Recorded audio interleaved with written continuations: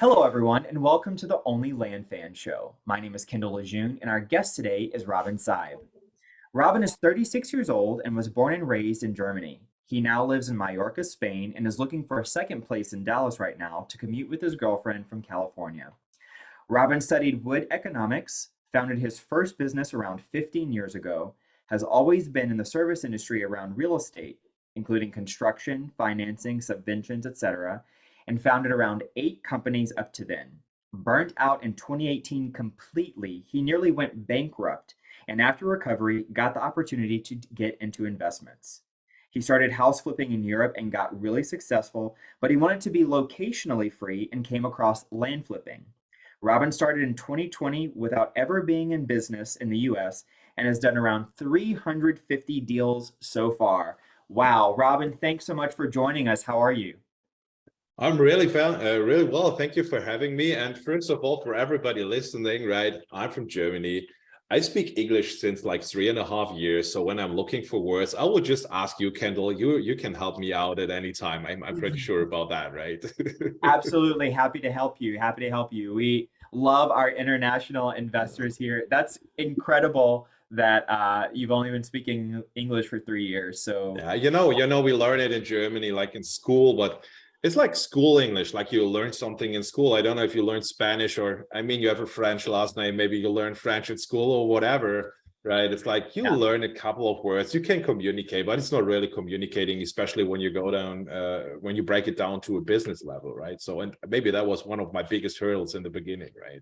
Wow. Wow. Yeah. Mhm. Well, it absolutely can be a hurdle, but it doesn't sound like that stopped you from doing 350 deals in the US. So I can't wait to hear about that.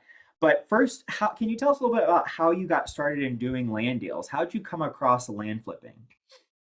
It's a funny story. You just like give like a great resume of my life, right? So it's always like when you go through that, and then you have all this like many stations you had on your journey, right? And you think, fuck, you did that and that and that and that and that. And for me, like I always say that like the life-changing moment was like 2018 when I really burned out, right? And I love to tell that story because I was like in the trap everybody's in, right? You're like super successful, you seem like super successful. I like over 100 employees and all that. There were like was a lot going on, and then suddenly you just like lay down 3 months in your bedroom, right? Everything dark, you don't remember anything, right? And after that, I had a really great recovery and had then the opportunity to start in real estate investing, like with house flipping in Germany, what we still do. So my business partner, he's taking care of the business in Germany. It's really successful over there. We flipped like since 2018 a couple of hundreds of units, like do meanwhile a lot of like new construction and flipping and whatever. So everything like with houses we do over there in Europe. I don't have a clue what we do there anymore, but they do great, right? And I'm super happy that I don't do that anymore, because I think when you compare like land investing and like house investing, it's this one thing, right? It's international, it's globally, it's everywhere. And these are the construction guys. If we have some on the call, please, I don't want to judge you or something, but the thing is, there's one question you ask them, right? And it's international. When is it finished? And they tell you tomorrow. They don't tell you exactly which tomorrow they mean. If they mean tomorrow, or the day after tomorrow, or the tomorrow next month, next week, next year, next decade, and that's like complicates things. And in Germany, we have a German IRS, which complicates things, but that's the thing. So, when I started real estate investing, I was again in the trap. I wanted to be locational free. Freedom, is that what's driving me? That's my big why, right? And I was like, fuck, you need to be there everywhere. I needed to go to these appointments. You know how house flipping is. You see like something is coming on the market. You need to be there in an hour. You need to tell I buy that. And it's like really, really fast business. And I said, no, I don't want that. So I took like 2 months off, swapped houses with some guys from Australia. I was like 2 months in Australia. In Western Australia, south of Perth, and I had this one guy, and he gave me a question. He said, Robin, you look so stressed, because he was kite surfing every day. Kite surfing, water sports is my thing, right? Nice. And we went kite surfing every day, and we 2 months. I was more or less on a vacation, but he was living there. I said, man, you're here every fucking like day. How do you do that? He said, Robin, you need to make a living, but you don't need to live to work, something like that, right? And I was like, fuck, that was really deep. While we were sitting there, That's just good. like after a nice session, right? Like beautiful, seeing like dolphins and stingrays and all that. I said, how do you do that? I want that every day. And he said, yeah. And that was like, okay, fuck, you need to go out of house flipping. It's not that what you want, right? And they came back to Germany and my partner said, hey, Robin, you know, before you quit, hey, there is this event in Germany. And I think you interviewed Jack Bosch a couple of episodes ago, right? And Jack is German and he made one event ever in his whole lifetime in Germany. And I attended to this event without a clue what was going on, right? Because my business partner, he's like one of my best friends. He said like, hey, there are these two guys. I know them from another mastermind. Just go there. See, maybe it's something for us, right? And then I was sitting there like 3 days. I will always remember it was February. It was around Valentine's Day 2020, right? I was sitting there 3 days attending to this event and was like thinking, man, when like 10% of that, what he is talking about is the truth, we would be stupid to not try it. Right. Yeah, to make the long story short, that was February 2020. We decided to go in coaching with Land Profit Generator, which was like, at that point, I was directly in coaching with Jack. That was like really nice because, you know, I have never been in the US until November 2021. 1.5 years later, I started this business. I had no clue what was going on, right? Wow. So it was really great to talk to somebody, right, who had that experience. And yeah, this is how we started. And that was like really a rough start because what happened in 2020, April? COVID hit the world, right? The world shut down. So we were not able to fly to Phoenix to go to learn how the CRM system works, to learn to know some people. We were not able to open bank accounts, right? Because we were not US citizens. So we needed to pay like 2 people or a guy like 2 times $1,500 just to open a bank account, right? So there were a lot of hurdles which came up. And yeah, then we started, and man, it was a tough ride. Do you think how long did I need to make my first deal? What do you think? Come on, I take bets here. Oh gosh. So how long did it take you to do your first deal? Let's see. So it sounds like it was a long time and you just got started around COVID.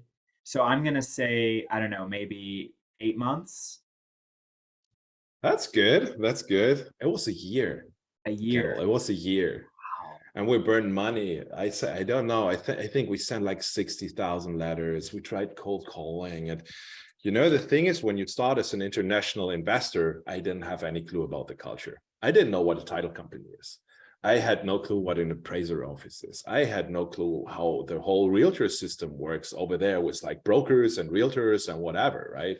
Right. And I had no clue what notarization is, how that works over there. And like, it was like, for me, like a year, just like learning the culture, plus learning the language, right? Right. And yeah, it was like crazy what we learned. But after a year, I think we cracked the code, right?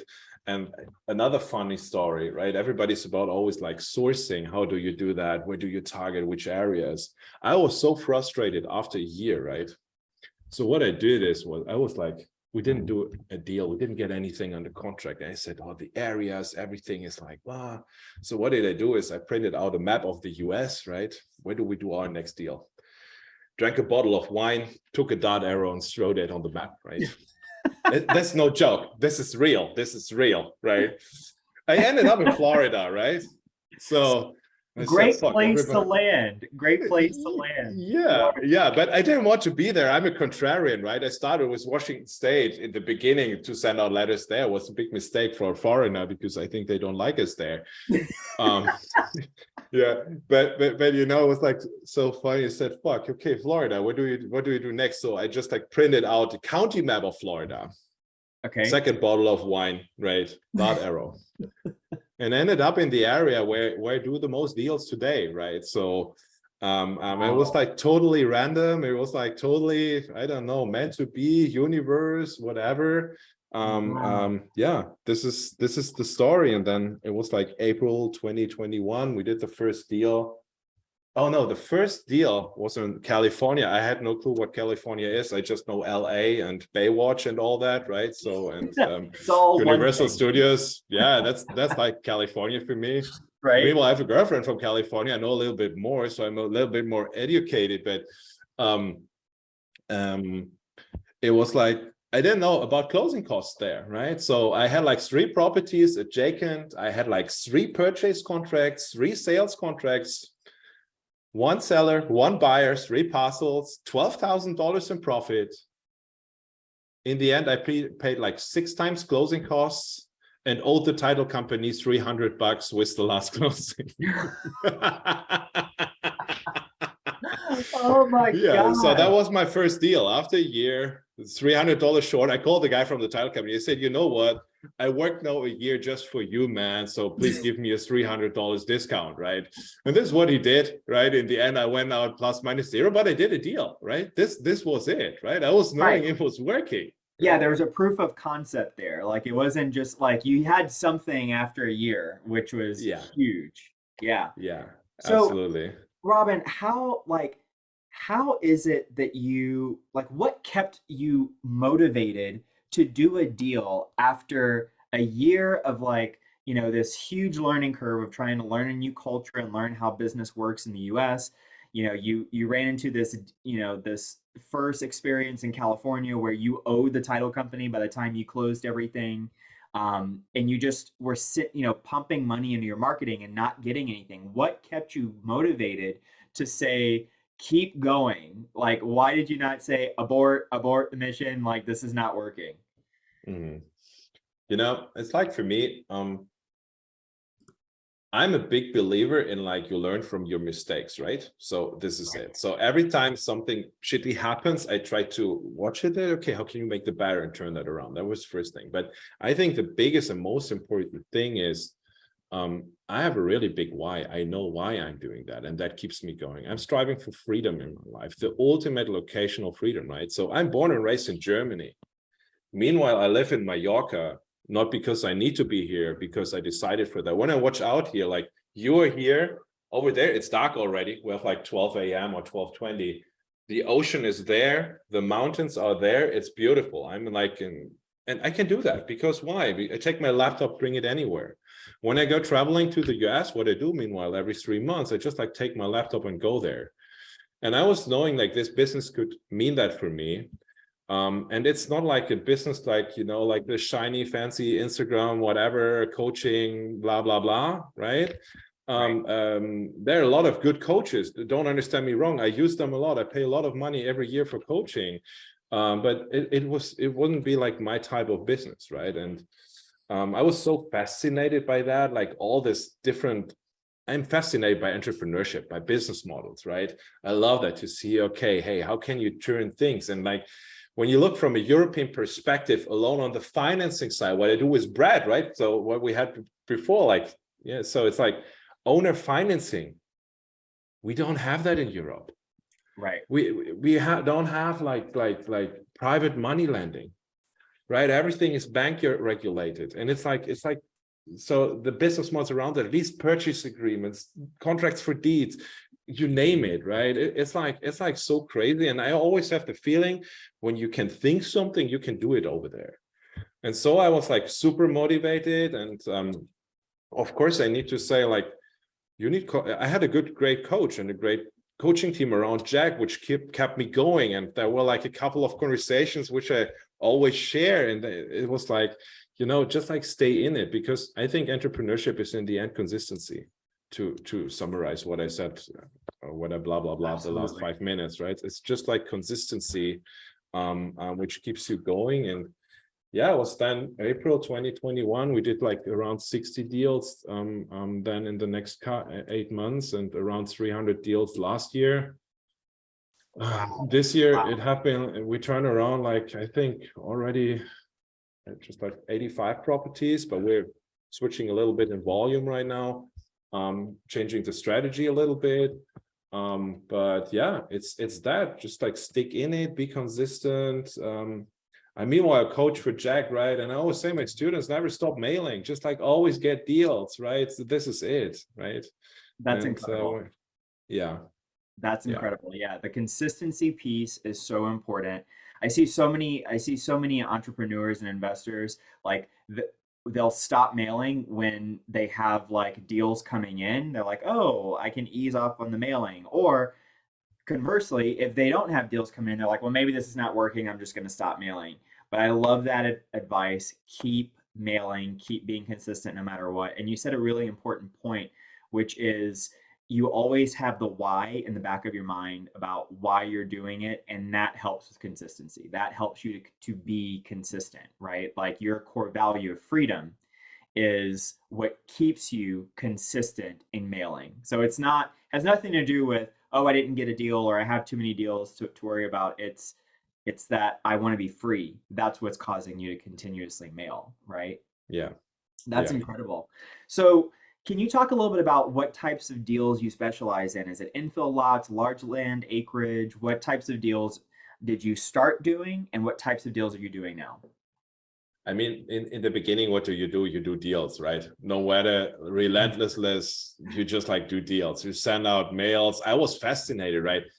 Having like pulling a list from property owners, sending them mail. Yeah. Not even thinkable here in Europe. We are like the continent of data protection, right? Everything is a secret. I don't even have here my. It's a secret. It's a secret. I think the maybe they didn't want him to talk about this piece, but he may be having some internet issues. Let me text him again. But really interesting things that he's talking about because I think that we take for granted um, in the US especially, how easy it is to get data and how we can pull data and how we can access that and how we can use it in our businesses.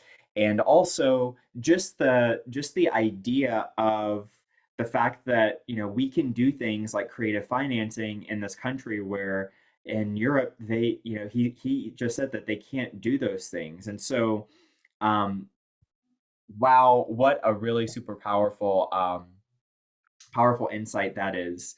So while we're waiting for him to come on, Brad, I'm back. you mentioned, is he back? Yeah, I'm back here. Sorry, I don't know what's Oh, going on. that's Normally we okay. have Glad really to have you stable back. internet here. All right. Yeah, So absolutely. you said that you when we lost you that you had been you were surprised at how you can find data in the US and Crazy. mail to owners. Yeah, that's like that was like the most ridiculous thing, how you can deal with data, what you can do there. And I think we have been like, how do we deal, right? That's like a really interesting question because end of 2020 end of 2020 end of 2021 going to 2022, I was already seeing for myself, and like we had that in our internal strategy, like in Germany as well, like that something will happen with the real estate market. We were like 12 years, just like one direction here, everywhere in the world, right? Right. We were seeing like real estate prices going up, going up, going up. At the same time, we had like massive inflation going on. So, right, when you just like study a little bit of economy, you will know there will come the day where they start raising the interest rates. So, and that what will that mean for the real estate market? And we had this baby born, and I was not sure what was going on still, right? It was like the time where the first time in the US, I was like still learning. It was like when I've been like the first time there, like this big roads everywhere and trucks and wow, and it was cool, right? And I was thinking, okay, because we invested a lot of money too into this business, right, over the time, right? So it's not that I could like go through a year without external investment, what we did, like, and I was like, hey, how can we protect our investments? So I said, okay, let's don't go in a niche. Let's see that we do like something where we can do almost everything. And what I did then is I just purchased 3 lot bundles with a total lot count of 230 lots. So I purchased like in 24 counties, 144 lots in one package, another 50 in another county. And so I had a lot of inventory. I started financing that, right? I just like started working with private money and all that. And because I wanted to build a scalable disposition process, right? Because acquisition is, I think I figured out how that works. You send more mail and put more people and then it works, right? So simplicity on that. But the disposition is a tricky part of that. You have a good realtor, or you have like a great system, but you need like to put a lot of work in that. And I wanted to have some time and to have a spread to see, okay, what kind of properties can we sell? And so I built like 3 disposition channels where we came really great through the last year. One was like selling small ship lots, right? Lots under $10,000. We had a bunch of them. So what did we do is like we built it like a website which worked like an online shop where people did everything completely online, from cash sales over owner financing sales. It's like run by 2 people, and alone this we made like around 180 deals on that site last year. Wow. Right. Wow. Yeah, that's And powerful. we had like the normal lots. Everybody does everything 10 to 200,000, right? So infill lots, like some rural areas, some acreage and all that. And we did that, and we did some developments too, like some upzoning, rezoning, subdividing and all that. So this was like the big bouquet we had like last year, right? Wow. And yeah. So how did you said that you bought like 130 lots in one package. How did you find a deal like that? How did you find a package deal of lots? That was really funny. It was like 3 or 4 days prior to Christmas, right? Where all of this happened together, right? I had like 3 people reaching out. We got a letter. You want to buy this one lot, but I have like more. I said, yeah, send me what you have, right? And I was sitting the whole time in Christmas. I was at my parents' place. I was sitting at my dad's computer because I needed a big screen, right? When you run comps on like so many lots, I was just sitting running comps. Okay, what that makes sense. And, you know, I was able to purchase them. I calculated that really conservative. And I was really, in the end, able to purchase everything, this lot packages, for around 50 to 20 cents on a dollar, where we Wow. sold it for in the end, right? And that gave me, of course, this extreme good like purchase prices we had to buy them, gave me the opportunity to make more money, to invest more money in the disposition process, to try a lot of in marketing. We had like last year, we spent a high 6-figure amount just alone in marketing to find out what is working, which disposition channels are working, where do we get for which kind of lots, which leads, right? To find out what's the most profitable niche we want to be in, because I didn't have a clue. I could have asked people, and I ask a lot of people. I know, meanwhile, a lot of people because I love to network. This is how we learned to know us, right? It's Facebook, whatever. I visit all my business partners, like I met Brad or almost everybody that I'm dealing with. I met him in person, meanwhile. But yeah, right now it was like we built this disposition machine and it was working. And this is what we do today. What are we doing this year? We're specializing a little bit more in a niche, right? We will go for higher value deals, like bigger cash deals. But the good thing about this is we have this massive disposition machine. And what we're currently doing is we will take this disposition machine and make it available to the public. So what we will offer for every land flipper we will have a soft launch in April, and we will go fully live in June. It will be more or less a platform where you can come as a land flipper, bring me a contract, and we do like everything from, we do the due diligence until or up to the point, we do the transaction coordination for you. And if you want the funding, we have to look for that as well. So everything in between, due diligence, listing, marketing, sales, transactional coordination, everything will be done, comes out of one hand. And because I see that's a big gap a lot of land flippers have, right? So, and I was thinking last year, what can you do? Because I couldn't acquire fast enough to feed that monster of disposition machine, right? So, and I said, hey, okay, then let's give that, because I did like around 50 partner deals last year. So I saw like there's a demand for that. People coming to me, can you sell for me? Yeah, we can. But in the end, I said, okay, when this is a big market, because when you do that, you go totally all in with your partner, right? And there were areas I didn't have a clue. I said, yeah, let's just do it. I always look on the upside first, right? And the downside comes then, and then I find another upside, right? Nice. But it was like that, right? And I realized, okay, hey, why don't we give this as a platform, as a disposition channel, where you can have all the benefits you have when you engage. Like there are a lot of like great listing sites like land.com and so on and so on. But working with my students, with other land flippers, I know a lot of German land flippers, they have the problem with the time shift, right? So for here, it's now like 12:30, right? My working days start at 2 or 3 p.m. and last until like 1 or 2 a.m. in the night. So I live a complete different rhythm. When you now do this as a side hustle, man, it's so hard. Your family at home and all that. Absolutely. So that was demand.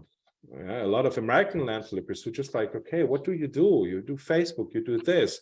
Who can afford a land.com subscription for $600 a month when you just start, right? And this is like the gap we want to fill, right? Where we want to go like no long contracts. It will be really easy to handle. And yeah, this will be the next big step for this year. And I by myself will like find my niche in a little bit higher value lots. This is like where we go through this year. Well, that's fantastic. I know that just from talking to other land investors, that is going to that's going to fill a huge need in the market. Until April, because you said you're doing a soft launch in April, right? So until then, what would you tell a brand new land investor that has a lot under contract? It's their very first contract. They don't know how to dispo it. They don't know how to sell it. What would you tell them to dispo this property? Oh, what would I tell them? It depends totally on the property you have, right? When you have like the first thing, what I think is most of the people starting in this business say, let me do a $4,000 lot. And then say bullshit, right? Start with just like a $4,000 somewhere in the middle of nowhere in El Paso, Texas, right? Somewhere in the desert. Yeah, there's nothing instead of like some coyotes maybe, right? Or oil rigs or whatever, right? So this is what you find there. And it's like $4,000 worth. And then you buy it for like $500-600, and of course you have low demand, but I always say like try to focus on lots which are a little bit more in value, right? So maybe starting with $20,000, $30,000, $40,000, because there's more money to make on, right? This is the first thing. And when you have one of these lots, you can be a little bit charming and call a realtor. I think that would be your best bet when you can convince somebody out of your network to sell really fast, right? And really good in the you need to convince them, you need to talk to them. And what I always think is, I speak to a lot of land flippers, and they live in Washington State and do deals in Florida. When I would live in Washington State, I would do deals in my county and in the 8 neighborhood counties. Why? Because I'm there, I'm present, you can build your network, you have your realtor friend and whatever, so you get the deals by time when you stay consistent in your market, right? And this is what I would do. And of course, when you do marketing on properties, try to expose as much as you can, right? Have like multiple marketing channels, use Facebook groups, use like your Instagram account. Lisa, I have a friend from Dallas, actually, he's Hispanic, right? And he just like has his Hispanic community. He just sells to Spanish speaking guys because this is his niche, and that's great. And he just does that over Facebook groups and like mouth to mouth, right? Which is great, right? So there's a lot of opportunities, but I think go for a little bit higher value lots, find a realtor selling that for you. That would be your best bet, right? Awesome. Yeah, thanks so much for that. So shifting gears a little bit, do you, on the acquisition side, do you use other people's money? Do you raise capital, or do you self-fund everything? Do you go to people like Brad? Talk to us a little bit about that. Yeah. I fund a lot of deals. It makes life easier from my thing. So we started, of course, with double closings. But I realized really fast, like, for example, all this owner financing, right, is crucial to sell properties. Meanwhile, in the moment, since half a year, I could give out these numbers right now. We sell 90% on owner financing. Wow. Did you ever close A to B? So you buy the property, B to C transaction, you sell the property, C to D and sell that note on a closing table. Did you ever try to put that in one day? It's not possible. Find a title company doing that. They will give up after 2 deals because everybody goes mad, right? So yeah, the first thing I started funding was like, I was starting with selling notes, right? With the owner financing. And because that gives me the opportunity to have yeah, it's a triple close, Brad, you're right? But not many title companies can do that. I started with selling that notes because when I can sell every note, every deal is for me like a cash deal when I structure the deals right? So it's like everybody's like, okay, hey, I sell a property for $50,000 on terms or on cash. I sell it for 50 grand on cash, but sell it for 62,500 on terms with a 20% down payment and a 15% interest rate. Because this is what my note buyer wants. And in the end, when I get 20%, I get like 12,500 down, have a $50,000 note. And when I sell it with a 25% discount to a professional note buyer, then I still make my $50,000 I would have had in the cash deal, right? And this is how I started structuring my deals in the beginning. So every deal can be an owner financing or a cash deal for me. This was like, I think the first thing where I started was private money or with note investors. And the second thing was, of course, when I bought these lot packages, right? We invested already a lot and the dollar started getting stronger at that point. So it was not so cheap anymore to exchange money for us from Europe, right? Bring euros over there. So we said, like, with all these fees, we need to build like private hard money lenders. And this is what we do until today, right?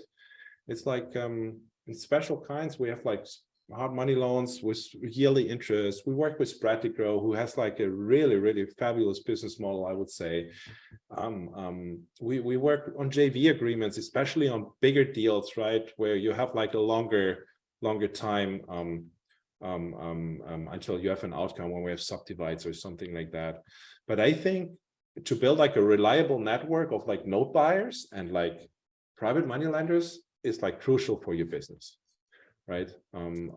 Because you can invest your money. Then I invest my money in growing my company and building processes. Maybe you figured that out because of my story. Like I was like excited like a small child, like how can you build a process to like distribute like 240 properties when I bought them, right? It was like, oh, how can we do that, right? Okay, we need money, right? And this is how I play the game. And this year we shift. We don't know how it works, right? And take all of our learnings, put that in a platform, and we build a funding platform as well for land flippers. I think Brad will be part of that, right? He's so famous. I see him all the time. That's why I mentioned him. There are a lot of other private money lenders which we will have there to make that capital, which is there in the market, accessible for all land flippers. That's incredible. I mean, there is so much gold in that. I love the idea of having your terms of how you're going to sell or create the note be what the end note buyer is looking for. That way you already have a built-in note buyer. Super, super smart. Can you talk about how you go about building your network of lenders and note buyers? In the end, we're in a relationship business, right? Like every business. Yep. And when now, like 3 years ago, I was exactly knowing one person in the whole United States. That was Jack Bosch. Wow. Wow. I remember if there was somebody else, but like, no, it was 2 years and 10 months ago when we found it, I didn't know anybody. But when I started my career, I think like networking is like the most important factor in your business, because in the end, it's not when you want to solve a problem. In my personal perspective, it's not about like, how can you do this? It's about who do you know who solved this or who can solve this, right? And this is how I build all my businesses. And so I started networking in the beginning, just online, Facebook, request here, request there, right? There are a lot of great, I always feel in the land community, I mean, there are a lot of coaches out there. Everybody has his own community, but I feel like everybody's in every community and everybody is connected, right? Absolutely. And what I really like about the land community, like what you do here, like so nice with your podcast, just building a community where people can speak and learn. You give people a platform who are successful or who did like a couple of things which they can share. This is like what I really like about this community. It's still a small world, right? It's still a small world. It's like when you're pregnant, you see pregnant people everywhere, right? Or when you drive an Audi, you see Audis everywhere. But we land flippers, we are just a small crowd, right? Yes. So, and I started like networking, like first of all with the coaches I was talking to, then with the Germans who do the business, right? So interacting with them, and through the coaches from Jack, I just like was introduced to that guy and that guy and that guy, and you know, and then the first time I came to the US, guess what I did? I just like jumped in a car and drove, like I landed in Miami. I met guys in Key West, drove from Key West to Boca Raton, from Boca Raton to West Palm Beach, from West Palm Beach to Orlando. From Orlando, I drove all the way up to Tallahassee. From Tallahassee, I just like explored the area, like met all these guys there. I drove all the way up, like meeting a guy in Atlanta from Tallahassee. And from Atlanta, I drove to Asheville in North Carolina. I drove all the way just to meet that people and to explore the landscape, to see how do road signs look like, how does like stopping on a gas station work, how are these people. I just learn online. And you know, after that I flew to Dallas and Pensacola, and it was, I love to learn to know people and how they act and interact. And this is how I think for everybody really, really important, start connecting with people who are like you, right? Who think like you, who know you, like what you do, right? We didn't know each other, but we both know Alicia, right? And Alicia is great, right? Absolutely. And when you maintain these relationships by time, I mean, with Brad, it was the same. We had like email contact to bring that up, right? I said, hey, I'm in Dallas, let's meet for dinner. I said, hey, I will bring my girlfriend. I said, I will bring my wife, right? And then we met, the four of us, and we had a beautiful night. And I think when you just like integrate this, we're all entrepreneurs, and entrepreneurs for us is business, a lifestyle. It's not like a job where you go to, which the people I know who are successful like you, they do stuff because they like to. You run this podcast, and I love this OnlyLandFans. This is like the most brilliant marketing I've seen the past couple of months. Sorry to say that, right? But it's like we all enjoy that. And when you surround yourself with that people, the magic happens.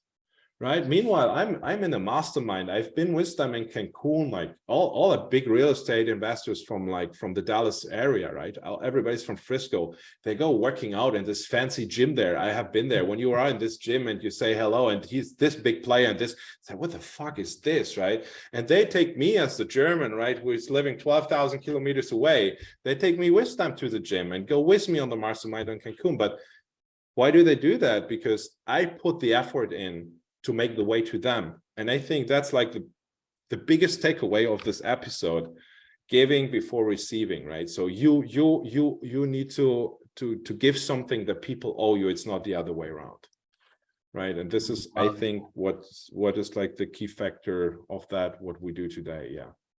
Yeah, and that, I mean, you just spoke to so many of my core beliefs just in that, but the importance of people and networking, and the fact that this is a collaborative activity, and you know, it is its own specific tribe within the real estate investment world, this whole land flipper community. And you know, it's so important to reach out to people and to connect with people, which is why I've created this community and why I love it so much. The people that I get to meet and the things I get to learn is just incredible. Uh, what would you say, Robin, to someone who, let's say they are, you know, they are moving in from the corporate space and they're just getting into land flipping, and they might be uh, really shy and hesitant to go build a network because they don't know anyone, and they, you know, they may be the only person that's even interested in real estate investing in their entire family. Um, how can they sort of break in? Good question, man. You're prepared, right? Oh man, it's like, you know, I have a background in the network marketing history, which is like multi-level marketing, right? I work now as a coach, so I know the struggle where maybe like listeners here go through, because when you start like going out of your normal environment, which is maybe a W-2 job and like a corporate environment, there's this special kind of thinking. It's about like, how do I get more benefits out of that? How do I get more days off? How do I just like get more salary, whatever? And I think, especially in the beginning, what happens is when you share with your environment that you go now like in a new space, I would always be really careful with sharing that. When you have a really strong personality, do that. But when you don't have that, be careful, because what these people always do, in my personal belief, and you know, I was running a coaching business for a couple of years, like really deep mindset coaching. We were always coming back to this environment.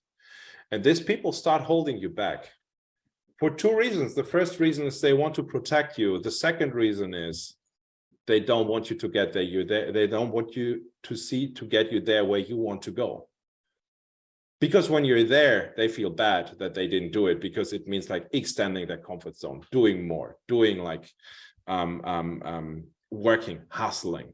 And when you do that as a side hustle, you need to be really, really sourceful with one thing, and that's your energy. When you're a stay-at-home mom, or let's say you're in a corporate job, you run 40 hours every week, and you then set up land investing, you have 10, 15 hours. That's 10, 15 hours you will not have for sport, for your family, for any other activities you do. And so when you start, like, be really careful which you share that for. And here you will see the people, especially like in your relationship you're maybe in, are they really supportive about that or not? When they're not, you have a problem, I would say, right? But be really careful with sharing. And then when you really decide to start with land investing, make a plan, do one thing at a time. Don't think on point A about point D, Z, or J. Start like one step at a time. This is what I always see. People worrying at step A about step M, right? Build massive action, make massive momentum when you do something. Focus on one thing, not on 1,000 things, right? I have this, how do you call that, ADHD, like where you're just like hyperactive. Right. Yeah, this is what I have. ADHD. When I don't like really focus on one thing, I do everything and get nothing done, right? I procrastinate. So focus on one thing. And when I learned that technique, just like doing one thing at a time, this is where the magic happens, right? When you're new, start sending mailers. Build an automatism that you send, like, you don't need to send 5,000 mailers a month. Send 1,000 when that's your budget. But do that over a year, it's 12,000. Do that over 2 years, it's 24,000, right? When the mailers go out, you need to write offers maybe, right? So you start with writing the first offers, and then a second, you build up a wave. It's about the consistency. And it doesn't matter, you know, when a sprinter runs a marathon, he's dead after like 400 meters. But a marathon guy, he will make that in 3 hours maybe, right? Or 2.5 or whatever. But when you and me take 2 years, we would do the 40 kilometers or 42 kilometers as well. And when we need like a year, 3 months, it doesn't matter. It's the amount of steps you do, the amount of action you take. When you never stop like taking action on your plan, and be patient and like value your situation and appreciate your situation where you're in, and like take all this action, you will always be successful. This is where I believe in. And all the people I know who are successful because they do they always do the right things at the right time and focus on that and never stop believing. Because, you know, it feels like this is an experience I have now in 15 years of entrepreneurship as well. Like you feel like you're on a plateau. Nothing happens, right? You know that feeling as well, Kendall, right? Oh, yes. You do. Brad knows that as well. You do, nothing happens. And then suddenly you jump, but like not like an inch, you jump like 5-6 yards, and you're in a complete different level. Because this step like ended anywhere, and you made the work to get like to the next level. When It's you the just do compound. that, like, yeah, compound effect, compounding. Thank you for that. Thank you. Yeah, It's so good. absolutely.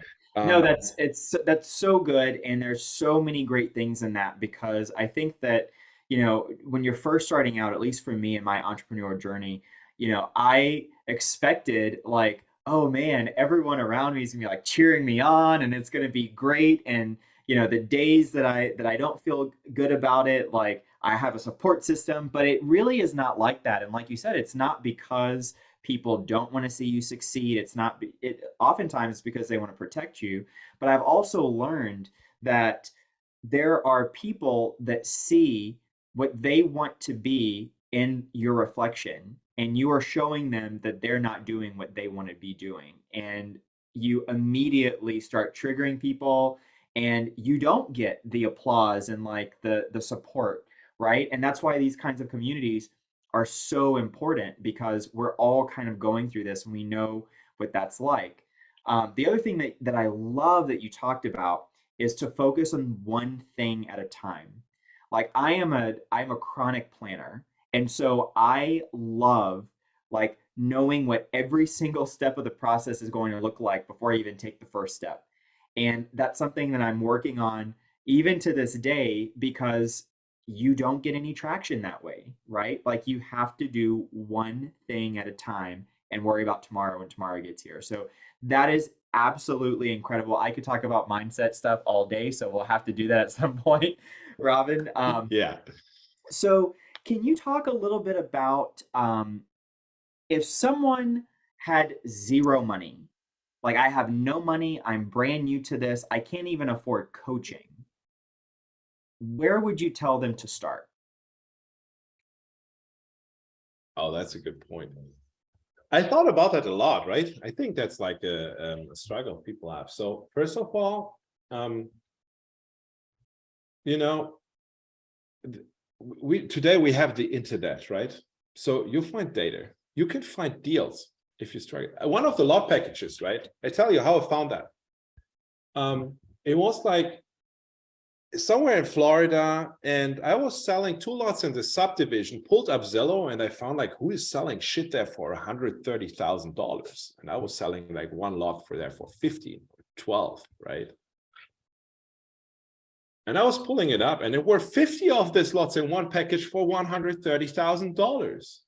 Wow. So I had now the opportunity to fund that and buy that, and I sold them off for around 500, right? So I will sell them off right now. They're in the marketing place, in the marketing phase. So, but what you could do is like reach out to these people, right? So, hey, when you see a great deal which is under market value, or you see a bandit sign on the road, that means people are interested in selling. Start calling them, find a conversation, right? Because sometimes maybe people are like thinking, hey, we have a lot of these conversations. Meanwhile, will we just say, I will not buy your lot, but I will help you marketing your lot. I will take care that it gets sold, especially these people who for sale by owner, maybe they hate realtors, right? For what reason ever. And then you come along and say, "Hey, take care for you. Take care for that of that for you," right? I think that's a great thing. Like keep your eyes open, online or offline, when you drive down the road.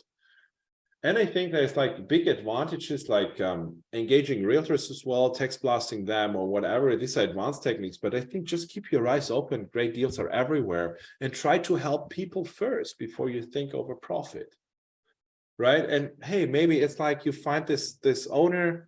He says, hey, I need 20,000 for my lot and it's 28 worth. You bring it for 25, you sell it with the realtor, whatever, and you have this owner on board. You make 5 grand. Repeat that. Do that 10 times a year. You have 50 grand. For what? Doing some phone calls. Everybody has a cell phone, right? Or maybe having a coffee with somebody, hanging out, reaching out. Maybe looking for scrolling some stuff online, right? Everybody's on Facebook, obviously. This is a Facebook group, right? Everybody's on Instagram or whatever. So everybody's always like online. So utilize that time. Find deals. They're everywhere. There's Facebook Marketplace. There's Zillow. There. Just like scroll a little bit around and I mean, when you put some effort in that and like reach out, it's action, right? Which decides people who are successful and not successful. Reach out to the people and start helping them, and I think then you'll find deals. That's possible, right? That is really good stuff. So again, I just want to highlight this point, this idea of it's people first. And I think that if you approach business that way, in my personal opinion, you just can't lose. If you do the right thing, people first, and it's how can you solve problems? How can everyone walk away with value? You will find opportunities, right? So, one of the things I'd love to chat with you before we run out of time about is talk to us a little bit about how you went about building a virtual company from Germany, or from, were you in Germany at the time, or were you in Mallorca when you started flipping? I moved to Mallorca in that time, but it doesn't matter. Yeah, Got from it. outside the US, let's So say it from like this, right? outside the US, how did you build a team and build a virtual? What were the steps? What did they look like? Like, who was your first hire? Then how did you scale that? Ooh, so I was always knowing that I didn't start this business to make $100,000 a year, right? So we had like a really big vision to scale this business to a 9-figure business over the next like 8 or 10 years from now, right? And this is the approach we started in. So, and I know where I'm good at, and I know where I'm really bad at, right? So when I started in this business, I directly hired a VA for myself who was really, really good in like things I can't do. I'm not really good at detailed work, but he was really good in like doing all these details. And I took him in every coaching call and all that. And I was with him, learning that with him for a year, right? And we hired then a lot of other VAs, left some, and I was knowing that like having a great team will be the key factor of success, because when you're really honest with yourself, I'm good in like 2 things, really good in 2 things. And I like doing these 2 things. And I hate all the other things, to be really, I don't like to do them. So I did them, of course, in the beginning, but then I started like, okay, what don't you want to do, right? For example, like reading contracts. I hate reading contracts in German. When I read a contract in English, I don't have a clue. Right. Yeah. So it was like that. So while we learned this business, I had like classical VAs, right? So who did VA stuff, like doing calls, who like preparing marketing material and all that. In the end, to be honest, it's like when you hire a VA, you get what you pay, right? So it's like for $5, $6, $7, $8, $3 an hour, you get what you do there, and they can do simple work. But when I get this 230 properties like onboarded, okay, what do you do? I thought the next thing we need is process. So what I do in the first place is I'm really good in building processes and in writing that, like putting them together, but I'm not really good in executing that and like building a structure out of that. So I hired somebody doing that. That was the first step I did. I called that, I was Googling that at that point, a business process manager. This is what I hired, because I'm a really bad executor. I'm a really good visionary. I'm like a really innovative and all that, but I'm not really good in executing. So I hired somebody who is good in executing. In the beginning, like 10 hours a week, then was 20. Meanwhile, she's full-time with us, and like I think the center role, because we realized she's not really, and she's from South Africa, right? So we have like 8 countries, 8 nationalities meanwhile in our team, in like I don't know how many time zones, which is ridiculous sometimes. Wow. But that was the first hire, right? This is the first hire. And then we started like building processes. I thought about like, how do I want to do stuff, right? How do I want to get stuff executed? And we just, every process in my company is written down to a level that a 3-year-old could execute that from that where we broke it down to, with video education on that, right? And then I realized from that point was like, okay, when you really want to do business, you need like skill in the company. You need people with experience in their special fields, right? And this is where I started hiring subject matter experts, like a CMO, we have a full-time CMO, we have like full-time sales reps from the US, right? We have like we just like shrink the team a little bit, but because like automations are taking place, right? We started automating a lot of things, but in the end, it was like really we had a clear plan of what do I want to delegate, where do I want to get rid of, how would this person need to look like, and do I want to manage that? Okay, then I need to hire a manager who has the skill set to do that, and they cost a lot of money. Okay, you will not get a manager for your sales team for like 10 grand a year, bringing you like 3, 4, 5 million. Right. So this is like the thing. I think to have a clear plan where you're good at and where you're not good at. And then like really, you know, when we hire people, we ask them for personality tests and all that. We are really clear who do we want to hire for that role, and all of that combined with a really, really good company culture.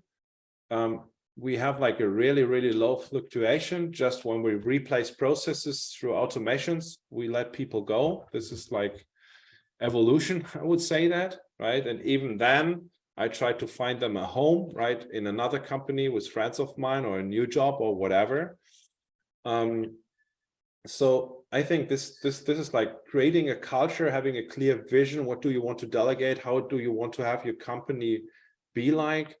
These are like the most critical points to build a massive organization. And we were in between 32 people. That was ridiculous.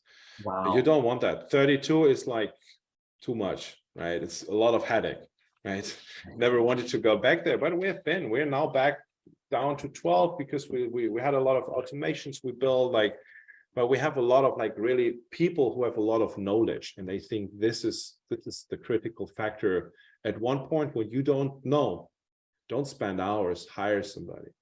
I have like a full-time guy, meanwhile, he's from Russia, right? And Russia is critical in the moment that you see what I do for my people. They created a mission statement last year, and they say this company feels like a family because we take care of each other. And they flew this guy with the war. We flew him to Dubai, from Dubai to Georgia, to Uzbekistan, to Turkey, to Finland. And meanwhile, we found a solution to migrate him to Turkey because we couldn't pay, to Finland because we couldn't pay him anymore. But he's like so skilled in that, what he does for us. He built our whole CRM world, our whole automation thing. We have like in a month 150,000 Zapier actions, which are like done. And I think 80,000 make.com actions, or however you call that. I couldn't do that by myself, so I hired people for that, and they cost money, of course. But you don't need to be afraid to spend some money on these people before you go for the next vacation, or before you buy your next Louis Vuitton bag, which is nice as well, right? But spend the money, right? You earn, and always like invest, and then I think have a clear vision where you want to go to. And you don't need to make that on my speed. You can do that over years and build that over years. But when you do that and follow your plan, like you said, then it's like the greatest thing I think you can have. Like having plans and following them makes life so much easy, because when you're in plan, you can rest, and you need to rest in between. Does that make sense? Oh, that makes total sense. That makes total sense. Yes. So I think, you know, what's so important, and what stuck out to me so much about that is just how important it is to be intentional about what you're building in your business, from the plans to the culture to how, like, you know, the people that you hire, how do those people fit in? You know, I think that that is so critical. You mentioned earlier about that, you know, obviously you're a visionary. You really like sort of envisioning processes. What would you consider to be your superpower? Oh, that's a great question, Shalana. It's building system, thinking processes. I'm really good at that. And I think my second superpower is making people excited about everything. And that's a big one. That helps me. That's a big one. That helps me a lot in my business. That is like my team is burning because of that. My business partners do think, I think, because I believe in that. When I just like put somebody in flames, I believe that this will be successful. If it's not successful, I just take the responsibility, right? And just like say, hey, okay, my fault, but we will make it better next time. Let's do it, right? and it helps you in networking. I love people, right? This comes with it. I love to spend time with people. And when you do that, I think these two superpowers brought me to there where I'm at. And when you start with 34 in new or 33 in new career in a country you have never been in, where you don't know the language, and I think I always show that, like in this thing here, I have about like 16,500 contacts, right, in my phone I made over the past 15 years. And I started with 0 contacts 3 years ago. And meanwhile, I have friends everywhere, right? So I could say that, like, I could call anybody. Like when I want to go to Dallas, I could stay in Fort Worth, like with Brad, right? Or I could, like, my girlfriend, she's from San Diego. Like I have a lot of friends in Florida, in North Carolina, in New York, in Massachusetts. They're everywhere because I love to connect with people. So everybody listening to the podcast, reach out to me. Let's talk. Maybe I can help you with anything, right? I love that. So, are there any entrepreneurs or business owners that you like to follow, that you like to listen to on YouTube or podcasts or anything like that? Oh, that's a good question. A lot of people ask me that. I'm a big Tony Robbins fan, like really, really, really standard. I'm a really spiritual person. I like some German spiritualists I follow, and Tony Robbins, to be honest, when you just like follow that, what he preaches, it's like so powerful, right? Because it's simple, like laws. And yeah, and I love everything about business. It's like when I don't have like a specific one, I would say, but when I hear something, for sure, I love your podcast now, right? And I listened already to a few episodes, and I really like that. I think, like, from that perspective, there are like 2 or 3 people which are really mainstream, but they're really like crazy for me. Is Steve Jobs, right? What he created with Apple, like with this thing here. He revolutionized the world like 17 years ago by how he was thinking. Absolutely. Yeah, revolutionizing the world, right? Like it's about solutions, right? The second great guy, and that is Jeff Bezos. Amazon, you can talk about culture and all that, but Amazon for me is my big role model when I build companies from a customer service perspective. Because when you deal with Amazon, everything is easy as a customer. Everything is great there, right? You have something, you order here, this AirPods, they don't work, they just send you new ones, right? It's no discussion, right? Absolutely. Stuff like that. And he solved like a big problem. And third one is Elon Musk. What he does is like, these guys are like just like solving problems all day long, and first world problems. And this is what I like. This is what entrepreneurship is for me about. Yeah, I think these are like the big 3 I would follow there. Yeah.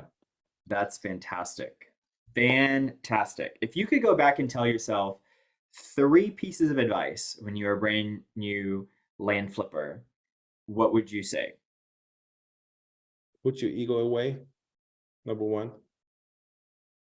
It's never that what you think. It's that what you really are. Sometimes you just like need to get that away. Stay consistent.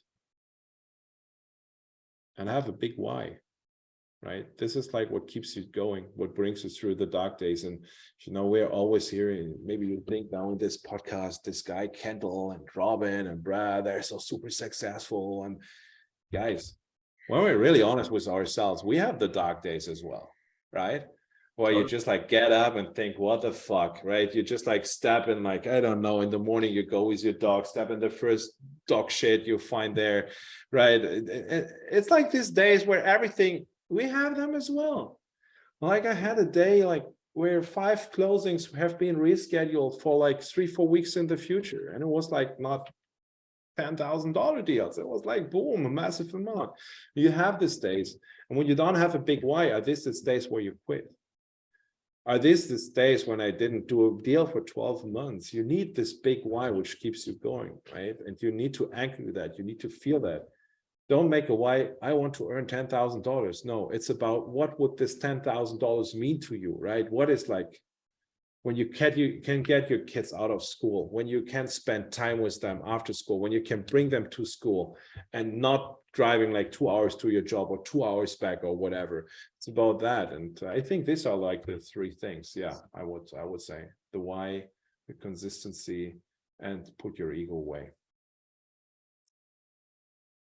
What makes you feel inspired or like your best self? I'll say that, right? That's like, for me, it's like good time with good people, right? I just like talk with my girl today about that. It's like just like and being grateful about the opportunities. Yeah. So when I live here, right, I get up in the morning, I walk down the hallway and just like walk in the sun and watch on the ocean. Maybe we go out for a coffee, meet some friends who are real estate investors or whatever. I can go for kite surfing, right? I love to be on the water. This is like what gives me power, energy. And then when you spend this time with good people, this is like good food. I love wine, right? So these are like the good things. When you combine all of this, then I'm the happiest person I'm on the planet. And to be honest, I'm like a happy person, I would say. Doesn't matter to look on the down. It doesn't make sense for me to look on the downsides. You always should look on the upside, right? I love that. I love that. What is your biggest passion or goal that you'd like to achieve at this point in your life? Oh, my biggest goal? Mhm. That's a good one. Like, you mean professionally? Or so I have like, let me break that down. I have like five pillars of freedom. The Let's do first it. one is the freedom of location. I already reached that. The freedom of time, I already reached that. So I can do whatever I want whenever I want, right? So it's like, when I don't want to work today, I work tomorrow. When I don't want to work tomorrow, I work the day after. I can decide what do I do when. Like today, we need to go to a doctor's appointment and all that. Yeah, then I just do that, right? So this is what I have. The third thing is the freedom, the financial freedom, of course. I'm not there, but I'm on my way to that. That has a number for me, and I just work on that. The fourth one is the freedom of impact. What do I mean by that? I want to decide by myself, where do I impact? Do I need to take this 1 hour and 15 minutes at 12 a.m. my time to talk to awesome Candle right here on this podcast or not? Do I need to take this time when I, for example, do that for my coaching calls for Jack, which are at 2 a.m. my night when it's group coaching calls? Do I need to do that? Do I need to take time to go like to, I don't know, a charity event or whatever? No, but I have the decision to do that. Do I, you know, I'm launching a podcast with my friend as well, right? It will come out this weekend, right? Do we need to spend that hour a week? No, but we love to do that because we know many people will like get something out of that. This is the freedom of impact. I reached that more or less, and it can be even bigger. And this is like what's really striving me, you know, like having a world where people are like free thinkers and not like in that what we are right now, right? And the fifth big thing for me is like the freedom of, not from, relationships, right? I always need to say that, right? Like I can decide every day who I spend my time with, and I don't need to if I don't want to, right? And I think like having this five in balance and like making them bigger and bigger and bigger, this is like what is my passion, what keeps me going every day, what yeah, just like what I'm really passionate about. It's like just freedom and like what can I do with that, right? You are speaking my language, Rob. I mean, like, seriously, it sounds like you're reading a page out of my journal or something. Freedom has always been such a core value for me, and I love the way that you Yeah. organize that, because it really is. I mean, at the very core of everything in terms of who you get to spend your time with. I mean, that's huge. I mean, like, if you're listening to this and you haven't really thought through that, just think about how powerful that is, that you get to spend your time doing what you want to do with the people you want to be around. I mean, it's just it's everything. It's everything. Yeah. So incredible stuff. Robin, I want to thank you so much for giving to us today. How can we give to like how can we give to you right now? What resources or connections are you looking for currently? So of course we always look for deals, right? So we can help, like I can help obviously, I think, with development deals and all that. But hey, if you're excited, like maybe exploring our platform, like write us an email to support@onlinelandmarket.com. Just like write an email to there, hey, I'm interested to maybe go in the beta phase or to be a customer. Just like reach out to us, because we want to engage with you as well. What are your needs, that we design our services in a way that you want them. I think that would be really beneficial, right? To get like some awesome land flippers on board there. And no matter if you do 3-day deals a year or 3,000, right? We want to speak to you and just like do benefits. And hey, if you want to have a second podcast where you want to listen to, look at the Land Bros podcast, right? It will be me and my friend David van Ginverhoven. We will launch this weekend. Just watch out for the Land Bros podcast. This is where you can help us.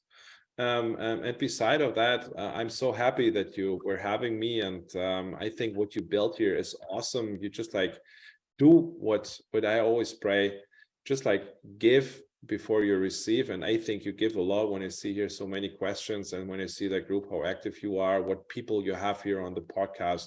It's awesome what you do here. So just like keep going. I'm super happy that I could share a little bit of my story, and that you gave me the space here to share some of my German thoughts and about German engineering of companies, right?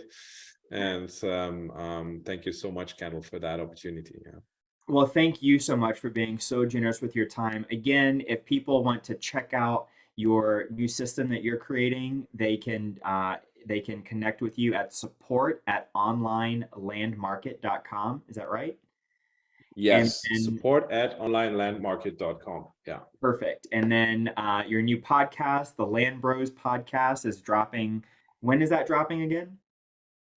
Oh, it's Sunday. I think we will go live Sunday is the last info I got. Or just, you can add me on Facebook too, right? Robin Seib. It's really easy. Just like put me in there. Well, Robin, I just want to thank you so much. This has been absolutely incredible. I cannot wait to take a listen to the replay and break down that math. But so many fantastic things. Thank you for being so generous with your time. Everyone, thank you so much for joining us. Thank you Like guys that. so much. I hope you have a fantastic week. We will be with you next week, next Thursday. And if you are listening to this and you have not joined our community, it's absolutely free. Go to onlylandfans.com, reach out to Robin. He's got some great opportunities as well, some great platforms. So everyone have a great week. Be great, and we'll talk to you soon. Take care. If you're interested in hearing from other 6- and 7-figure land flippers about how they've built and run their businesses, then check out my group, OnlyLandFans, where I do a live interview each week inside the group. You can grab that link at the description below.